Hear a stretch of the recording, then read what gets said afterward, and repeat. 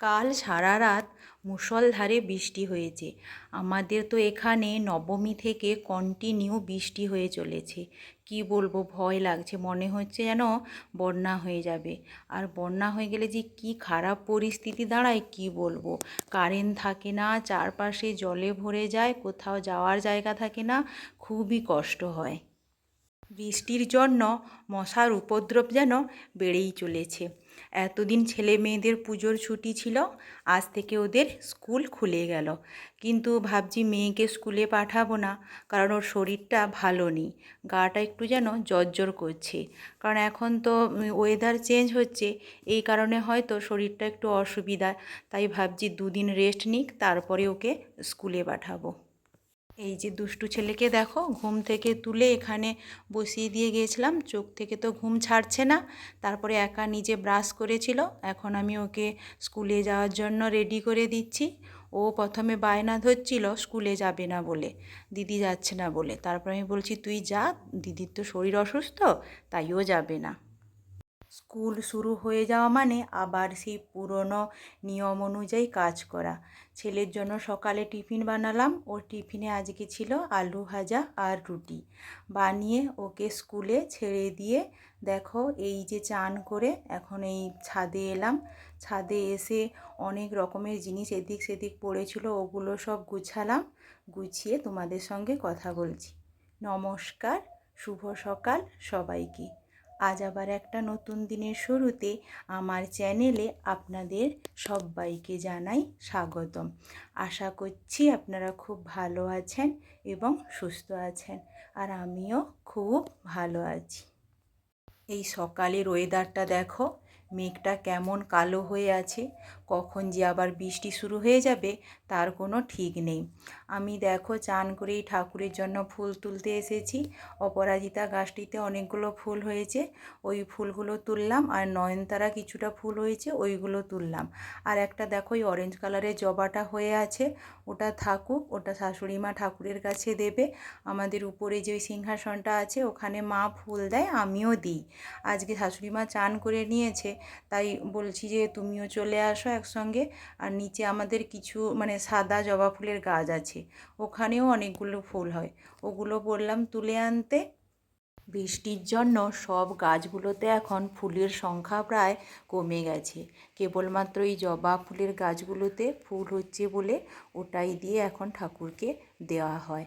আর পুজোর সময় অনেক জায়গায় ঘোরা হওয়ার কারণে মানে এত জামা কাপড় আর জুতো পরে আছে যে ওগুলো ধুয়ে পরিষ্কার না করলে মানে কি করব, সেগুলো গুছাতেও পারছি না। তাই আজকে দেখো সব জুতোগুলো ধুয়ে পরিষ্কার করে ছাদে সব রোদে দিয়েছি, কারণ ওগুলো না শুকোলে আর পরতেও পারবে না। ভালো মতো রোদ না হলে জামা কাপড় ধোয়াও যাচ্ছে না। ওগুলো সব এখন জড়ো করে রেখেছি, এখন একটু ভালো মতো মানে রৌদ্র হোক তারপরে ওগুলো ধোবো। এগুলো আগের দিন ধুয়েছিলাম, ওগুলো এখন দেখো মেলে দিচ্ছি, যেটুকু রোদ আছে হয়তো শুকিয়ে যাবে। আজকেরও কিছু জামা কাপড় আছে, ওগুলো ধুয়ে এখন মেলে দিচ্ছি। কারণ মেয়ের তো শরীরটা ভালো নেই, ও নিচে ঘুমিয়ে আছে। ওকে গিয়ে জিজ্ঞেস করব কি খাবে, কারণ ওর শরীরটা ভীষণই বলছি না জ্বর জ্বর আছে। কি হোক দেখা যাক। এখন 11টা মতো বাজে। ছেলেও মানে স্কুল থেকে বাড়ি আসার সময় হয়ে গেল। দেখি নিচে গিয়ে আগে রান্নাটা চাপিয়ে দিই। আর সকালে শ্বশুরমশাই বাজার থেকে ওই ছোট ছোট ইলিশগুলো 500 ওই 600 মতো এনেছিল। ওইগুলো দেখো মাথা আর লেজা এরকম দুভাগ করে কেটে রেখেছি। ওইগুলো একটু আলু আর কচু দিয়ে ঝোল বানাবো।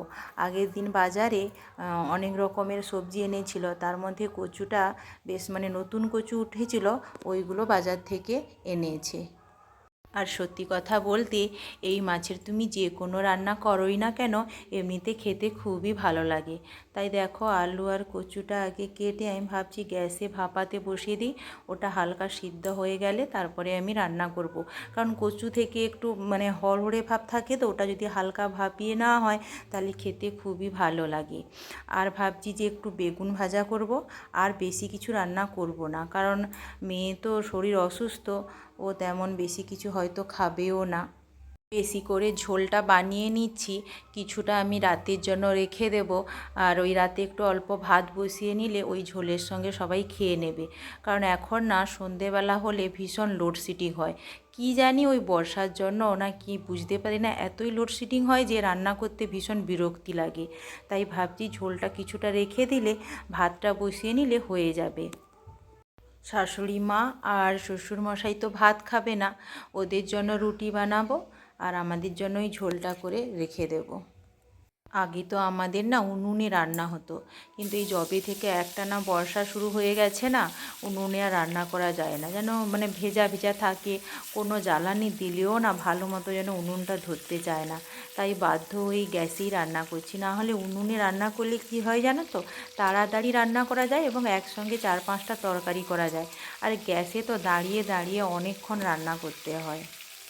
বর্ষাকালটা চলে গেলে আবার হয়তো ভাবছি উনুনে রান্না করব। মাছটা ভেজে নিয়েছিলাম, তারপরে দেখো ওই তেলে মশলাটা করে দিয়ে দিয়েছি, আর ওর সঙ্গে একটু আমি সর্ষে বাটাও দিয়েছিলাম, কারণ সর্ষে দিলে না ওর ঝোলটা খেতে খুবই ভালো লাগে। এই ছিল আজকের দুপুরের মেনু। রান্না শেষ হতে প্রায় ওই 1টা মতো বেজে গিয়েছিল। তারপরে ওদের চান করালাম, চান করে সবাই মিলে দেখো এখন খেতে বসলাম। আর দুপুরের খাওয়াটা খুবই ভালো হয়েছিল। খেয়ে দিয়ে একটু গ্যাসটা মুছে পরিষ্কার করে রেখে দিয়ে স্নান করে ছাদে গিয়ে একটুক্ষণ আমি বিশ্রাম নিয়েছিলাম। বিকেলে ঘুম থেকে উঠে জামা কাপড় আনতে গিয়ে দেখি ছাদে তো একেবারে কালো হয়ে মেঘ উঠেছে। তাড়াতাড়ি করে তারপর নিচে এসে ঝাড় দিয়ে ঠাকুরের কাছে সন্ধে প্রদীপটা জ্বালিয়ে দিলাম। আজকের ব্লগটা এই পর্যন্ত বানালাম। যদি ভালো লাগে অবশ্যই একটা লাইক, কমেন্ট এবং সাবস্ক্রাইব করে পাশে থাকবেন।